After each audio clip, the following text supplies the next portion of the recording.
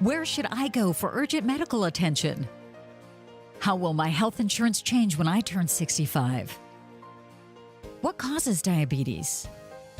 What exactly is COPD? This is Getting Better Health, presented by Heritage Victor Valley Medical Group. On today's program, we'll learn about COPD, understanding medical insurance plans, and what you can do to get better health.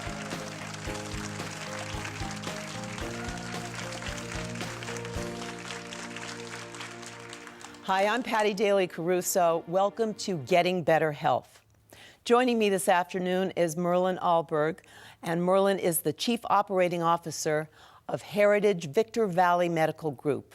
Merlin, thank you so much for being here. Well, Patty, thank you so much for being here. We're so excited about this opportunity of sharing something with our community. Tell us about your company's mission and how it's represented in our series of programs. Heritage Victor Valley Medical Group is a medical group and an independent practice association of more than 40 primary care physicians here in our community, with over 200 specialists as well. So we actually provide the care year-round for thousands and thousands of people here in this community. What our mission is really about, though, is helping to have people have their best life possible and getting better health. So we could not be more excited about this entire series that's happening this season when it comes to some fantastic doctors that are going to be on this show talking about health issues, how to have better health, what to look for, signs and symptoms, and everything that it has to do with giving everybody their best life possible. So thanks so much for being part of it. Oh, thank you. So wonderful. And we do have wonderful, incredible doctors today and stimulating conversation. So please stay with us. Getting Better Health is brought to you by Heritage Victor Valley Medical Group. For more information, please visit hvvmg.com. Welcome back. And joining me is Dr. Paul Ahluwalia and Dr. Firas Georges. COPD is a leading cause of death and illness worldwide. Many people have it and don't even know it. 12 million people have it, and 12 million people don't know it, that they have it. Yeah. It's underdiagnosed. Well, we are really would like to start with a definition of COPD. What is it? COPD is chronic obstructive pulmonary disease, or chronic obstructive lung disease. It replaced the definition of chronic bronchitis and emphysema. So we lumped together in COPD, meaning that there's a blockage in the airways. And that's how obstruction word came out, chronic obstructive lung disease. There's a blockage in the airways causing people difficult to breathe, and they're short of air on doing the daily activities. And I've read that 120,000 Americans die each year. Correct. COPD is the third leading cause of death in the United States, and heart disease is still number one. Number two is cancer. And what is the leading cause? Is it not cigarette smoking? Yes, the primary cause, the leading cause, is cigarette smoking. There are other causes. About 15-20% patients have other reasons to have COPD. Indoor pollution, cooking oil, cooking gas at home, burning wood, then air pollution, outside environment, wherever you're working, exposure to chemicals, fumes, irritants, they can all cause COPD. And is there a cure? No, there is no cure for COPD. We can delay the progression and try to improve the lung function as much as we can, but there's no absolute cure for COPD. And as Dr. Ahluwalia was saying, there are secondary causes, environmental causes, also secondhand smoking, being exposed, parents who smoke, grandparents who smoke, and over the years, with the exposure to smoking, you could develop COPD. Well, when people have a physical, does it not show up then? I mean, there are so many people who may have it and don't really know it. You know, people don't present any symptoms. They think the cough is a smoker's cough, or cough is just a mild cough, or post-nasal drip, or high catarrh, whatever you want to call it. So we ignore the symptoms.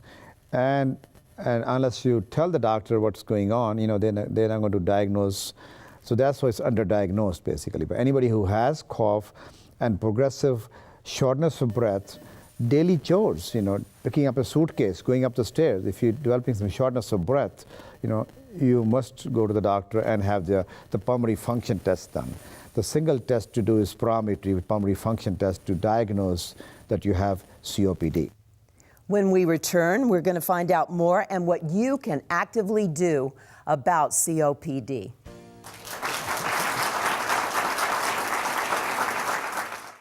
We are Heritage Victor Valley Medical Group, your local healthcare partner. We are friends and neighbors in this community, offering personalized care from skilled doctors and outstanding member services. We are affiliated with the Valley's finest hospitals and offer regular support groups, programs, and outreach services to promote your best life possible.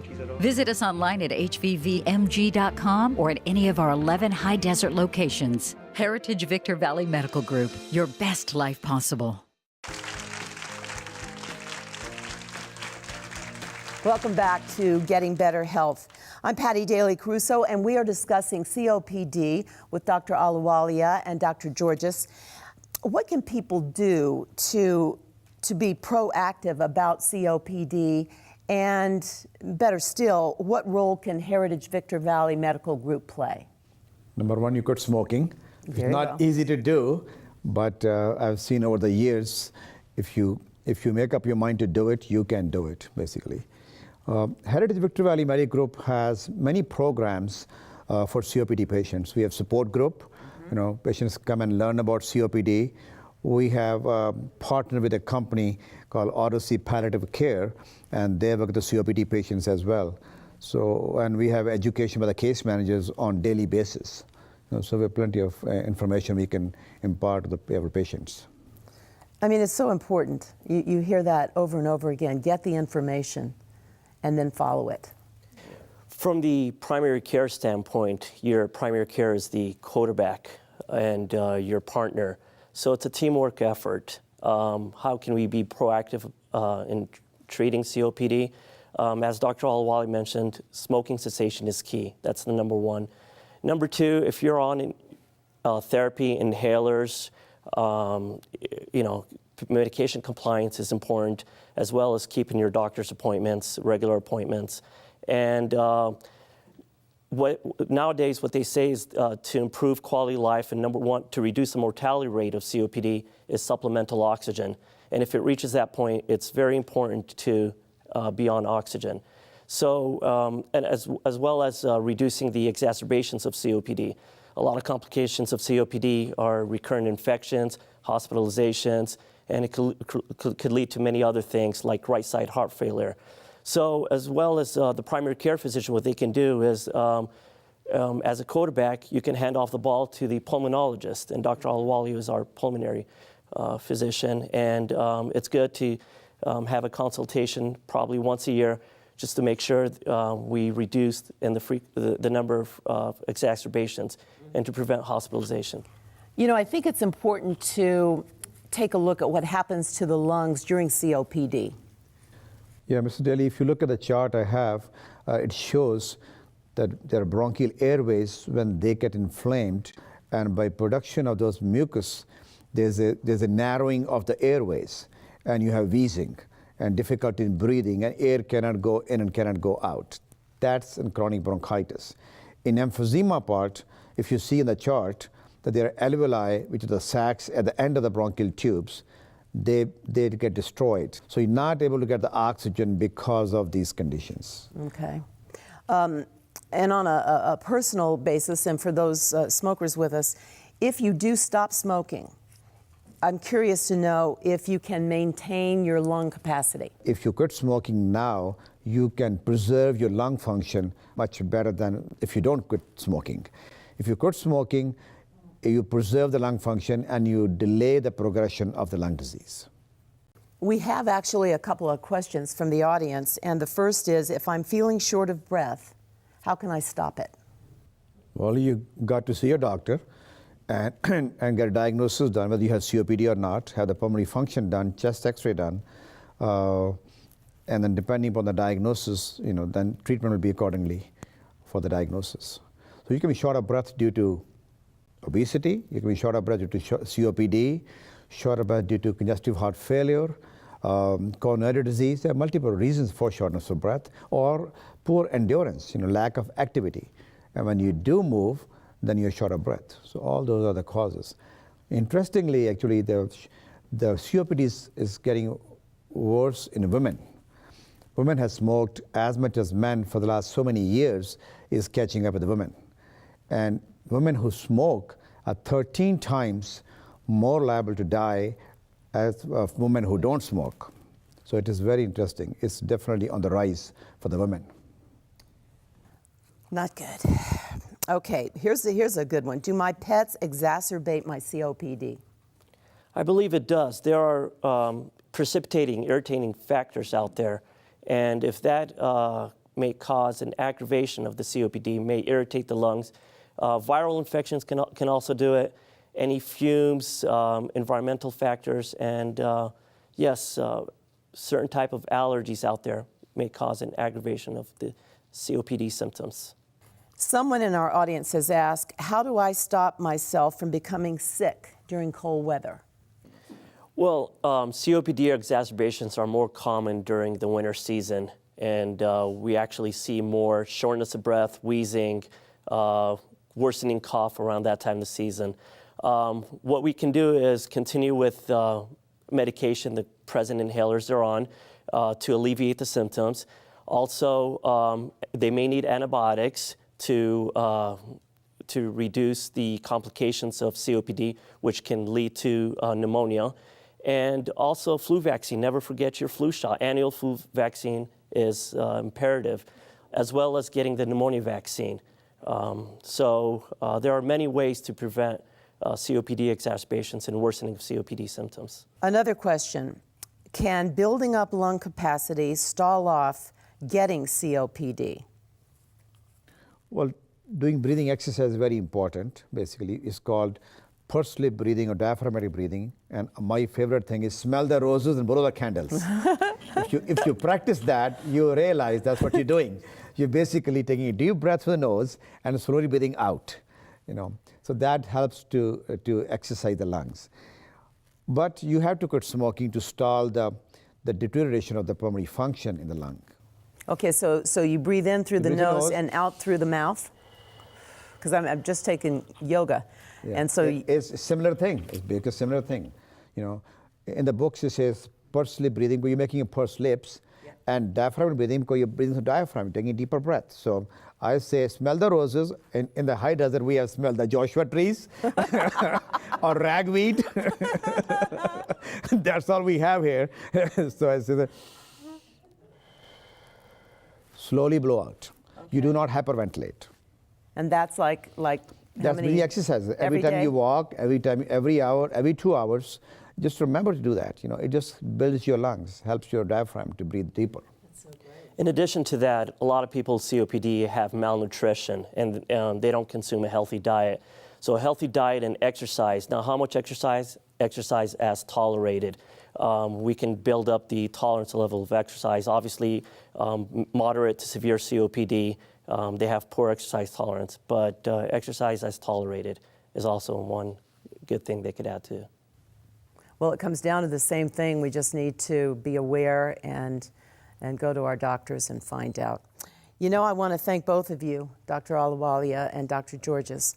There's more to come when we return. Thank you.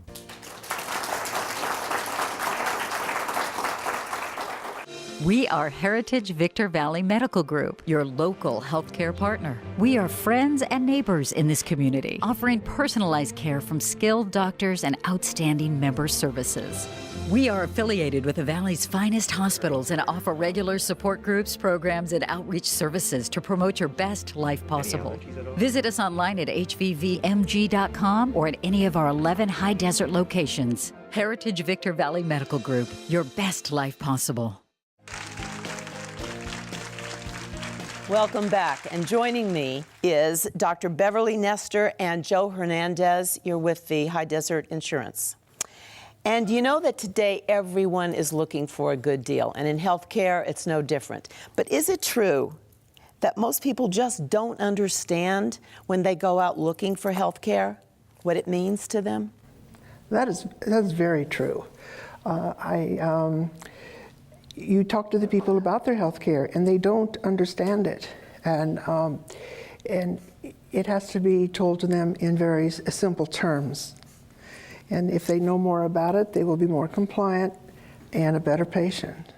Let's start off by defining today's healthcare plans. There's a lot of options available with healthcare. There's Medicare plans, there's Medicare, Medi-Cal plans available. And unfortunately, a lot of people don't know what all those options are available to them. And that's where myself come in and Dr. Nestor to educate them on those available options. And so when they come and they discuss with you what it is they need and what they want, and you can give them these options. Yes, we can guide them in the right direction as to who will best take care of their needs, yes. Do you find that they're open to what you're saying? People have a problem with change. and so you have to be very convincing and tell them exactly where to go for exactly what. Well, managed care is usually the thing that people are afraid of. But managed care is important. You know, with managed care, they need to, it's there to help them figure out, you know, when they should be getting their checkups, when and how exactly it's going to be covered. So that's where the tie-in between doctor and insurance comes in, working together for managed care and helping people find that better, healthier life. I'm just curious to know, is there a difference in the number of women that you see and the number of men that you talk to? For me, no. It's quite equal. Is it? The men are actually more receptive to come in and get their regular checkups than many of the women. I have a girlfriend who says the most important thing we can do is to keep a really good personal health care record. Is that true? It is very true, and therefore you can go back over the past medical history, and that is extremely helpful, and that's what the electronic medical records is attempting to do. What exactly is dual eligibles? Dual eligibles refers to somebody who has Medicare and Medi-Cal, meaning that they're eligible for both government programs. Dual eligibles become eligible. There's many choices available to them when somebody is dual eligible. They have a special needs plan that is available to them, Medicare Advantage plans, which is also referred to as Medicare Part C. So there's a lot of different plans available to somebody who is dual eligible. And there's also health care coordination of programs that provide care for people with low incomes, which is important. Correct, yeah, and that's actually what goes along the same lines as dual eligible. There's many different programs available to them. There's a low-income subsidy, or what they refer to as extra help to reduce their cost on prescription drugs. There's what they call chronic special needs plans for somebody who has a chronic condition like diabetes, COPD, chronic obstructive pulmonary disease. Then there's a special plan designed for those individuals. And what is Medi-Medi? Medi-Medi is also a dual eligible plan. It's one and the same, it's just a different term, meaning Medicare and Medi-Cal. So if you could give advice to somebody who's watching, what would you say to them to make it maybe a little easier for them and for you to get together? Ask your doctor, you know, what's some of their options that are available to them so they can keep the same doctor. There are many local programs that are available, like HICAP, which stands for Health Insurance Counseling and Advocacy Program. HICAP is a program for seniors that have questions about insurance, and they're there just to give them advice. They don't actually put them on a plan. Or they can contact their local insurance broker and find out what options are available. We also have those people that are Medicare and they're becoming 65. They're going to be going on Medicare. There's also what they call the gap insurance. That's where you actually pay for care from other health plans if you can afford it. And you It allows you to get a wider variety of doctors. Well, you know, when you turn 65, your insurance changes, and it's a whole new ballgame. Oh, it most certainly is. When you are 65, you go into Medicare, and Medicare will pay 80%. And the other 20% comes out of your pocket unless you get what they call a gap insurance. Now, and under the gap insurance, usually you can ask for your own provider. It's not like the HMO. So suggestions of it are like AARP, there's Anthem, and then if you have worked for a long time for a car company or like IBM, they act as the gap insurance. And that's the way you're taken care of. You still might have to have a medication Part D, but that's up to the insurance companies. You're absolutely right, Patty. Whole different ballgame. You know, when you turn 65, you have Medicare Part A, Part B, Part C, Part D, Medigap, Medicare Supplement. I've seen leaders of industry retire and turn 65 and start pulling their hair out. There's so many options available. Heritage Victor Valley Medical Group does a very good job of educating those people turning 65. So, and myself out there too. So. That's wonderful. We will find out more and what you can do proactively about managing your health care plans. We are Heritage Victor Valley Medical Group, your local healthcare partner. We are friends and neighbors in this community, offering personalized care from skilled doctors and outstanding member services. We are affiliated with the Valley's finest hospitals and offer regular support groups, programs, and outreach services to promote your best life possible. Visit us online at hvvmg.com or at any of our 11 high desert locations. Heritage Victor Valley Medical Group, your best life possible.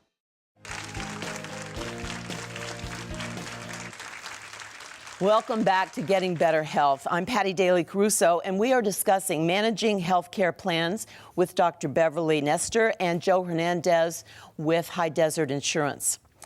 We need to talk about what people can do to be proactive in managing their healthcare plans and also what role Heritage Victor Valley Medical Group can play. That's a big question. Mm-hmm. It is big. How the patient can help themselves. Number one, they can keep their appointments. And number two, be compliant with what they're told by their physician. And then also ask questions. Be aware of all the things that they have within the group. Our group has many things that they can continue their education with if they just ask or if we tell them the different options. Mm-hmm. I think it's great that you suggest that they ask questions because sometimes I don't think they feel right about doing that. That's very true. And Yes. important. You know that we have so many great questions from the audience. So if you'd like, we can start with, would I save more money with a Medicare Advantage plan or a Medicare supplement? That's a very good question. Medicare supplement plans, somebody would pay a premium for it, and it supplements their Medicare benefits. So it works with Medicare. Most Medicare Advantage plans, especially in this area, there are no monthly premiums. So with a Medicare with a Medicare Advantage plan, they will save money. And why are Medicare Advantage plans emphasized over PPO plans and Medicare supplements? Medicare Advantage plans are market more out there. They have more marketing dollars, so a lot of times they have more commercials and more information centers for those plans. But there's still options available, as I mentioned earlier, so somebody can still join a Medicare supplement or referred to as a PPO plan, but it would be a Medicare supplemental plan. Okay, and someone asked, I am on Medicare A and B. Why do I need Part C? Medicare Part C is also, it's referred to as Part C of Medicare, but it's actually a Medicare Advantage plan. And Medicare Advantage plans include Part D. So when somebody enrolls in a Medicare Part C plan or Medicare Advantage plan, they're taking care of two things. They're enrolling in the Medicare Part C of Medicare and Part D of Medicare all at once. And what are the benefits of screening tests? Each year, the senior patient over 65, Medicare and the insurance companies want them to get an assessment. And it involves a physical, it involves assessing their daily lives, their mental status, and to see if they're having a worsening dementia. It assesses their falls, their whether they've had their glaucoma test, and whether they've had their colonoscopy throughout the years. And it checks for all kinds of things, and they can order like a yearly blood work for them also to maintain their health. Medicare has started to go more to a preventive measures than to fix what's wrong after you've ended up in the hospital. Some people think, oh, I'm okay. But if they came in, there would be many risk factors that they should consider. Why does my primary care doctor have to authorize me to see my specialist? That goes along the lines of managed care. Something that's really important with managed care is in the past, before the managed care was evolved, somebody would be going to see one doctor for one illness and another doctor for another illness they may be having. Two physicians not being aware that these prescriptions are being written, and there's some maybe some difficulties there when medications are counteracting one another. So with managed care now, your HMO or your medical group then can oversee, and your primary care physician can oversee all of that and make sure that there's not somebody going to go see a specialist that's, one, not necessary, and two, writing medications that can counteract the one your primary care physician is. Seems to make sense. I might add something here that if you have the gap insurance or considered like a PPO, it's much easier to get a referral. It doesn't have to go through the managed care system. I love this one. How often should I see my doctor? If you're a healthy 40-year-old, see your doctor at least a couple times a year. Have your annual physical and then touch base another time. If you're over 65, Medicare wants you to come see the doctor, I believe it's about 5 times a year. If you are a diabetic, definitely that many times. And like I say, you might think you're okay, but there's some warning signs that we can find that say, no, you're not okay. Something needs to be done before something bad happens. Which kind of lends itself to how important is an annual wellness exam. So again, depending on... Yes, it's extremely important. Yes. I would like to thank our guests today, Dr. Beverly Nestor and Joe Hernandez with High Desert Insurance. I'm Patty Daly Caruso, and I'll see you right here next time on Getting Better Health. Thank you so much for watching.